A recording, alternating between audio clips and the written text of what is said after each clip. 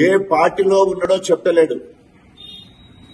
రే కడియం, నీకు రేషం ఉంటే, చీము నెత్తురుంటే, ఒక అయ్యకు అబ్బకు పుడితే, వరంగల్ పౌరుషము నీకుంటే, నీవు మగాడివైతే వెంటనే రాజీనామా చేయి. ఇప్పటికే అప్రూవల్ గా మారినవు. నేను సంవత్సరం కిందనే కాంగ్రెస్ పోయిందని పేపర్లలో మీడియాలో మాట్లాడడం కాదు, నీ కార్యకర్తలు కూడా నిన్ను అసహించుకుంటున్నారు. కాంగ్రెస్ కార్యకర్తలు రాజీనామా చేయమని చెప్పేసి అన్నా కూడా ఈ రోజు నువ్వు సిగ్గు శరం లేకుండా సొంత పార్టీను రాజీనామా చేయమన్నా కూడా నిమ్మకు నీరెత్తినట్టుంటున్నావు. హెచ్చులు కొడతావు కదా, నేను టాల్ మ్యాన్ అని.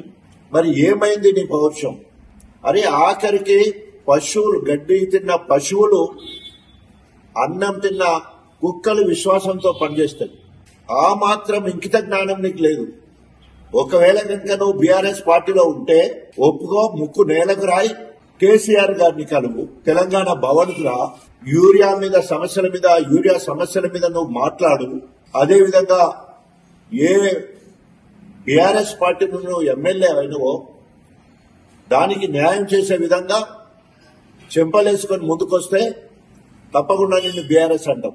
కానీ తెల్లారి ఇస్తే కేసీఆర్ ని తిడతావు, కేటీఆర్ గారిని తిడతావు, హరీష్ రావు గారిని తిడతావు, బీఆర్ఎస్ ప్రభుత్వాన్ని తిడతావు. మళ్ళీ ఇంకా ఏ ముఖం పెట్టుకొని ఈరోజు గణపూర్ నియోజకవర్గంలో తిరుగుతున్నావు? అరే నా నోటికాడి బుక్కను లాక్కున్నావు కదా, కాంగ్రెస్ పార్టీ ఇందిరా కంచాన్ని గుంజుకున్నావు కదా, నీకు పుట్టగతులు ఉండవు. ఒకవేళ కనుక నువ్వు తీసుకున్న నిర్ణయం కరెక్ట్ అయితే వెంటనే రాజీనామా చేయి. నువ్వు నీ బిడ్డ కోసం కాంగ్రెస్ పార్టీలోకి పోయినావు, నీ బిడ్డ భవిష్యత్తు కోసం పోయినావు, 200 కోట్లకు అమ్ముడు పోయినావు. జనగాం బీఆర్ఎస్ కార్యాలయంలో 6 నెలల్లో కాంగ్రెస్ పార్టీ కూలిపోద్దని మాట్లాడినోడే